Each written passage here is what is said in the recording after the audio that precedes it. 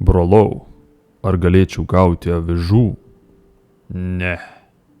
Aš badauju, brolau. Kaip ir aš, brolau. Aukštosios būtybės numetė avižas man. Man, brolau. Aš manau, kad jiems pradėjau patikti. Ne, brolau. Aš jau esu tai matęs. Daugybę dalykų mačiau. Nuo riaumojančių žvėrių, kurių vidun ropščiasi aukštosios būtybės, kad keliautų toliau už horizonto, iki to, kaip verkė viena būtybė, kai kita užmigo. Iš savo patirties žinau, kad jie duoda daugiau avižų vienam iš mūsų, prieš paimdami juos į pašiūrę, iš kurios negrįžtama. Jie darys siaubingus dalykus toje pašiūrėje, brolau. Melas! Į tą pašiūrę eina pietauti išrinktieji be aukštųjų dieviškų būtybių. Tu esi kvailas, brolau, ir būsi paliktas purve su savo atbulomis idėjomis.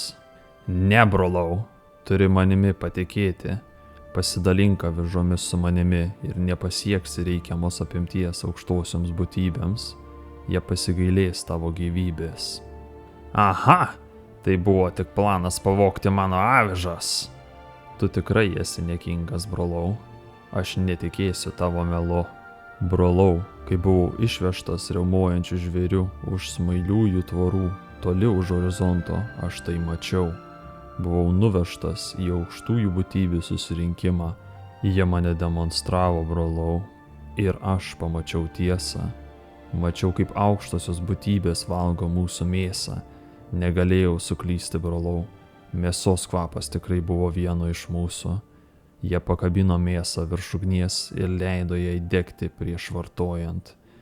Jie ne tik mėsą vartojo, jie tuo mėgavosi. Jų veiduose buvo matyti perkreiptos šypsenos, o kai kurie net aimanavo iš pasitenkinimo, valgydami mūsų mėsą, brolau. Būtybės yra vartotojai, brolau. Jie nieko nesiskiria nuo plaukuoto raudonojo demono, kuris ėdė ir terorizavo mus ir plunksnuotosius. Tavo istorija mane stebina, brolau, bet neįtikina.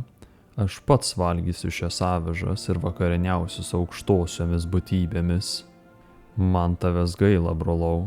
Tavo akys negali priimti akinančios tiesos šviesos ir tu lendi atgal į urvą.